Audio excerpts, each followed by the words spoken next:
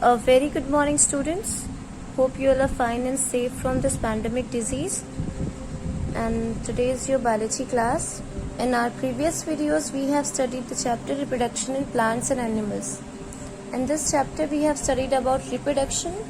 What is reproduction? It is divided into two methods. These are asexual reproduction and sexual reproduction. We have studied about different methods of asexual reproduction, that is fission, budding, fragmentation, spore formation, regeneration, vegetative propagation. We have also studied about different artificial propagations, that are grafting, cutting, layering, tissue culture. We have studied about advantage of vegetative propagation. So in today's class we will study about sexual reproduction. What is sexual reproduction and which part of the plant is called as reproductive part? Flower. Flower is called as the reproductive part of the plant. Many plants can reproduce sexually by the means of their flowers. A flower is a reproductive part of a plant. Most flowers have their four roles. There are four roles. There are four main parts of the flowers. They are calyx, corolla, androecium and gynoecium. What is calyx part? The uppermost roles, it consists of green leaves and sepals. See this part is called as calyx part. Carries the sepal. Corolla. What is corolla? It is the second role, consists of brightly colored structure. These are petals. This part is called as corolla. Androecium. What is androecium? Androecium is male reproductive part, which carries the stamen and filaments. These are androecium. A stamen has stalk-like structure called filaments and small head-like structure called anthers. At the tip of the filament, each anther bears pollen grain. See, each anthers, these are the anthers, each anthers bears pollen grains. That is denoted as the male sex organs, male sex. And gynoecium. Gynoecium is the central whole part. This is gynoecium part, and it is also called as female reproductive part. It consists of ovary. It is swollen like ovary. Base consists of tiny egg structures called ovules. See, you can see the tiny eggs. These are called as ovules. Some flowers which have both androecium and gynoecium, these are called as bisexual or hermaphrodite flowers. And some flowers are only either they are male or they are female. So those are called as unisexual. The flowers having androecium only are called as staminate flowers. What are they called? They are called as staminate flowers. Only male flowers which carries only male flowers, they are staminate flowers, and the flowers which have only gynoecium, means only female reproductive part, they are called pistillate flowers. Some flowers are neither androecium nor gynoecium. They are neutral flowers.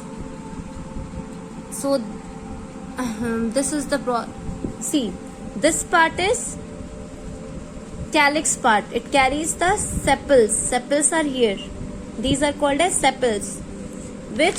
What is the function of sepal? Function of sepal is to hold the petals, to cover the petals until it opens properly. And then corolla, the second part, it consists of brightly colored petals. These are the petals part. These are the petals part. Androecium. Androecium is, these are androecium. See, these parts are called as androecium, and gynoecium is female reproductive part. Now see how the fertilization occurs in the plants, in the flower, by the pollination process. What is pollination? The transfer of pollen grains from one anther to another stigma is called as pollination. Plants use external stigmas, external agents like water, insects, winds and animals to carry their male gametes towards the female gamete. So according to that, there are two types of natural pollination, that are self-pollination and cross-pollination. What is self-pollination?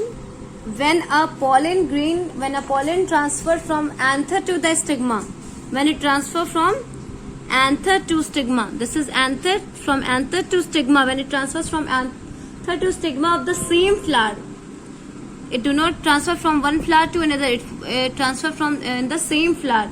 That is called as self-pollination. And what is cross-pollination? When the transfer of pollen take place from one plant to another flower, from one flower to another flower, that are called as cross-pollination. There are different agents which carries the pollination, like winds, air, insects, etc.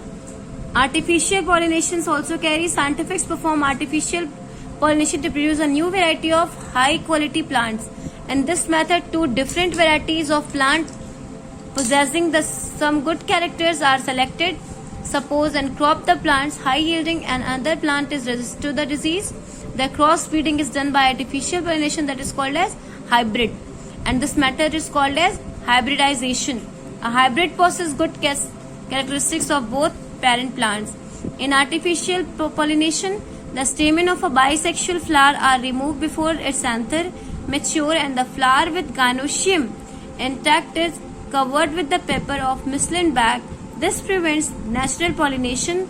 When the stigma of the flower matures, pollen grains are collected and other selected plants are disposed into the stigma, and the seed thus produced give to new hybrid. So this is the process by which the artificial pollinations take place. Now come to the process fertilization. Now we have seen the how pollen grains are transferring from male parts to female parts. Now we will see what happened after that. After the pollen grain reaches to the stigma, it begins to grow as pollen tube. See, here a pollen tube has started to begin to grow the pollen tube. The pollen tube grows down through the style to the ovary. The pollen tube grows. The male cells travel down the pollen tube. You see, and from this pollen tube, the male cells travels in the female ovary, and the male cell joins the egg cell ovule and get fused. The fusion of the male and female cell together is called as fertilization. What it is called as? The fusion of male and female gametes called as fertilization, as a result of which ovary develops into fruit and ovules into seed. Now after fertilization, what happens? After fertilization of ovules, many changes take place. The petals, sepals and stamen wither away and fall. Style and stigma are also lost. Only the ovary consisting the fertilized ovules remain. Each fertilized ovules contains a zygote.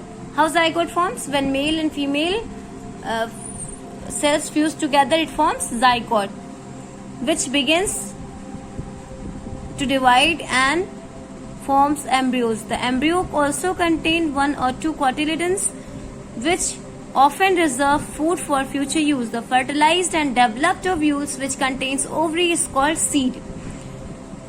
The ovary also changes to a fruit. Some fruits like mango and orange become sweet and juicy, and other parts of the fruits become hard and woody, forming the shells of a nut.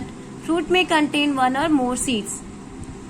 You have seen fruits, they have seeds, and seeds are very hard, like nuts. They are very hard, covered in the shell. Now see how the germination of seed occurs. What is germination? You know, when the seed germinate to grow a new plant, it's called as germination. In the suitable and favorable condition only the seed grows. And what are these suitable conditions? Required condition for seed germinations are moisture, they need water there, suitable condition, suitable temperature. Suitable temperature means warmth, they need warmth there, and oxygen, proper oxygen. Many seeds take long time before they germinate. When a seed germinate begins, it also absorbs the water. The water helps enzyme to functions in the seed. The enzyme digests and sort the food and make it soluble. The soluble food then diffuse to make radicle and plumule, allowing them to grow. The radicle grows after the pushes down into the soil. See, this is the radicle The growing after they pushes down to the soil and begins to absorb the water and minerals from the soil. The plumule pushes upward. These are the plumule part. They are pushing upward. When it breaks above the soil into the light, it becomes green and begins to do photosynthesis. You know, green plants only can make their own food. That process is called as photosynthesis. By now, the growing embryo is capable of making its own food. So what is germination? When a seed germinates or seed grows from a baby plant to a new grown-up plant in a required condition, that is called as germination process. There are two types of germination, that they are epigeal germination and hypogeal germination. What is epigeal germination? Epigeal germination occurs in dicot seeds such as peas, beans, grams.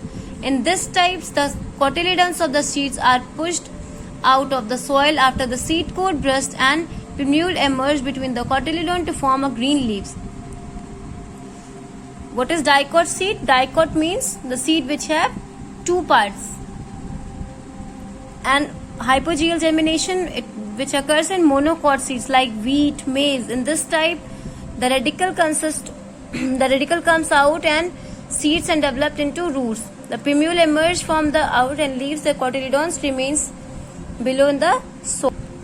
So students, hope you understood this chapter, and your homework is that you have to complete the book exercises and read the chapter carefully. Thank you, students.